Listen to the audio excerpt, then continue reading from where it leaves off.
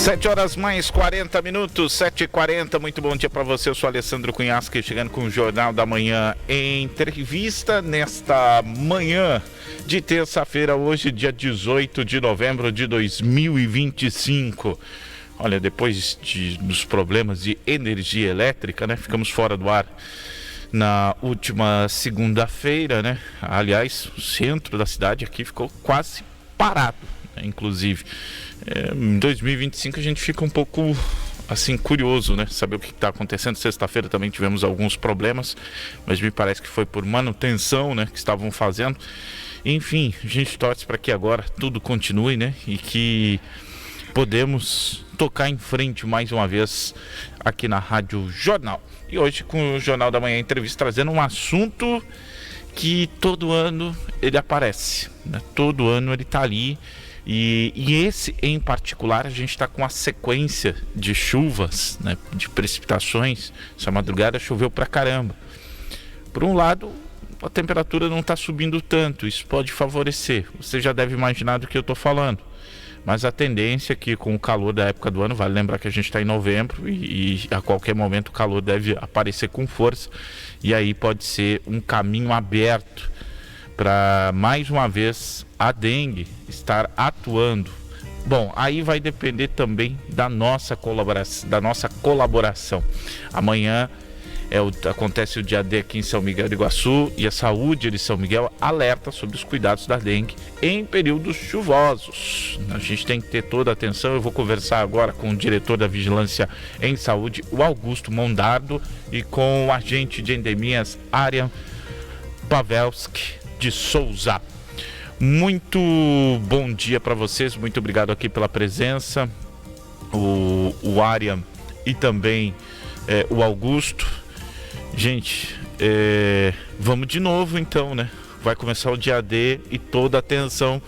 Tivemos um ano até tranquilo se a gente comparar com outras situações de dengue, mas os ingredientes para essa mistura perigosa tá aí, né? Bom dia, Alessandro. Bom dia, ouvintes da Rádio Jornal. Obrigado pela oportunidade de estar aqui para a gente conversar sobre esse assunto tão importante. De fato, a gente teve uma geada esse ano, né? Que ajudou um pouco a diminuir naquele período a infestação de mosquitos. Pelo menos deu deixou o processo mais devagar de procriação desses insetos. Só que realmente nosso município ele é um dos municípios quentes da região e com alto índice de chuva. E então também quando no mapa da dengue aqui do estado do Paraná, o nosso município junto com outros, devido a essas questões de clima dele próprio, tem um alto índice de dengue. E no passado até, depois desse período de inverno, a gente tinha quase 0 notificações de dengue. Só que nos últimos anos, a gente não está tendo esse intervalo sem casos de dengue. Então houve uma mudança nesse cenário, nesse comportamento da dengue no nosso município, e que é importante a gente ficar muito mais atento do que a gente já era no passado. O mosquito evolui também? Sim, ele se adapta. Hoje nós temos mosquitos até em regiões que no passado eram consideradas frias demais para ele, né? Na região de Curitiba, enfim, outras regiões, até descendo mais para Santa Catarina, o Rio Grande do Sul, onde não era muito comum. Em municípios mais frios, hoje nós já temos a incidência desse mosquito, se adaptou. Eu vou trazer, não é o mosquito da dengue, mas eu vou trazer um detalhe que a gente também reparou. A gente vai muito para Campos gravar material de agro, e eu percebi que tem um mosquitinho aparecendo num horário que não era comum. Eu conheço ele por borrachudo, tem gente que dá outros nomes e tal, mas ele atacava geralmente no fim do dia. Era normal aparecer. Sim. E hoje eu inclusive estava lá no campo ontem pela manhã, nublado, e você pode olhar aqui meus dedos, ó. Eu falei, eu acho que eles têm preferência. E isso a gente nota realmente essa mudança. Pô, eu até brinquei com o pessoal que estava lá, falei, cara, esses bichos aqui estão evoluindo, porque eu nunca vi atacar nesse horário, nessa condição, assim. Era muito específico, né? E agora você traz essa informação que tem um estudo em cima disso, que da dengue isso está acontecendo. Isso chama atenção porque aumenta o período, praticamente o ano todo. Agora a gente tem que ficar atento. Sim, aqui, por exemplo, aqui em São Miguel, atualmente, nós estamos aqui com 700, esse ano, contando de janeiro para cá, nós estamos com 788 casos de dengue confirmados. E assim, nós estamos também com 37 casos em investigação. A semana passada nós tínhamos 21 casos em investigação. Isso significa o quê? Que agora que o calor está aumentando, os números em investigações estão subindo. Então a chance desse número de 788 casos atuais confirmados de dengue subirem, isso também aumenta, né? Então é importante também a gente acompanhar, fazer os nossos cuidados em casa, que daqui a pouco nós vamos estar falando sobre isso também. A chikungunya também, que também é transmitida pelo mosquito da dengue, que não é mais só o mosquito da dengue, é o mosquito da chikungunya, o mosquito da zika também. Nós estamos aqui em São Miguel com 75 casos confirmados de chikungunya só esse ano, então é um número muito alto, que não tínhamos esse histórico tão alto de chikungunya nesse momento. Comparando com outros municípios da região, a gente tem um alto índice, né? E a gente está fazendo as atividades de visita nos imóveis, nós estamos fazendo a orientação à população. Só que a dengue, como uma doença que afeta todo mundo, todos os municípios, ela também precisa ser combatida por todos os municípios. Não basta só a gente estar visitando a casa. E ter a colaboração aí da população. Amanhã o dia D vai ser de que forma? Então, nós estamos aqui, nós da Vigilância em Saúde, da Secretaria da Saúde, nós estamos convidando todos o município de São Miguel do Iguaçu para participar do dia D da dengue, que vai ser amanhã, dia 19, às 8h30 da manhã, vai ser a abertura do dia D da dengue lá no Paço Municipal. Vai ter um teatro muito bonito, preparado com muito carinho pelo pessoal da cultura, pelo Álvaro, e também em parceria com a Casa da Amizade. Esse teatro se chama Dengue na Minha Casa Não Tem Vez. E vale a pena, as crianças aqui do município estão participando, estão fazendo um excelente trabalho de, através da arte, né, da cultura, passar à frente essa mensagem de combate ao mosquito da dengue. Então 8h30 amanhã no Paço Municipal é a abertura do dia da dengue. É um dia que todo o Brasil faz, que o Ministério da Saúde criou para uma vez no ano a gente fazer uma mobilização social para falar da dengue, do combate à dengue, né? Então amanhã, depois desse teatro, a gente vai ali no centro distribuir material informativo também para tratar desse assunto. E o trabalho em campo? Vocês fazem um trabalho muito importante em campo nesse sentido. E parece uma coisa assim que eu falo que parece repetitiva, eu me coloco nesse contexto, porque a gente também mora aqui em São Miguel do Iguaçu.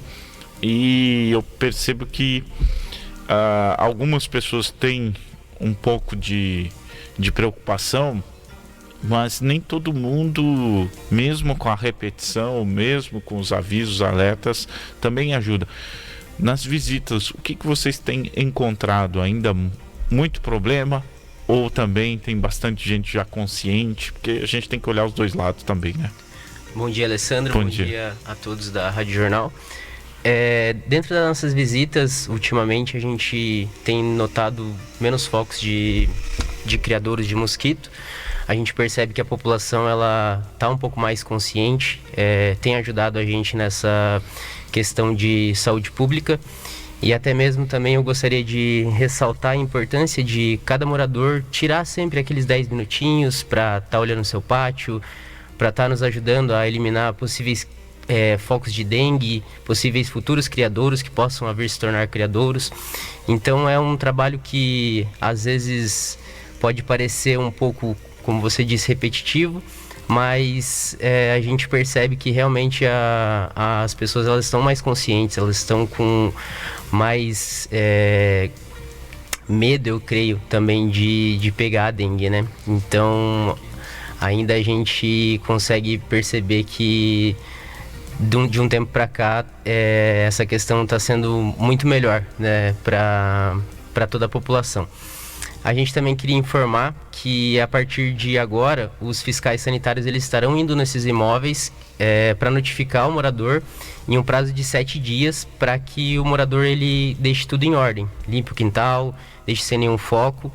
E aí, se caso, depois desses 7 dias, o fiscal voltar nessa residência e ainda encontrar algum foco, algum possível criadouro, será multado, conforme a lei número 2130 de 2010, que ela prevê a notificação do morador em 7 dias e ele precisa deixar tudo organizado, tudo sem foco, para que quando esse fiscal ele volte nessa residência, ele evite de levar uma multa, né?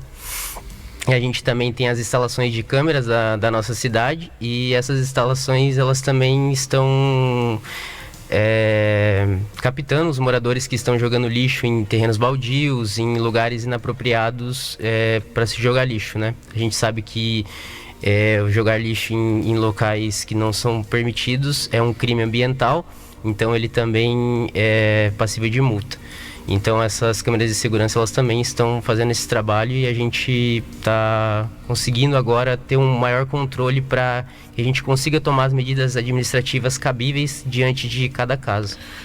E é importante muitas vezes a gente tomar um cuidado, porque tem outra coisa que acontece, às vezes não é um problema da gente, mas se a gente não tiver o mínimo de atenção, pode se tornar, porque uma coisa que a gente brinca, né?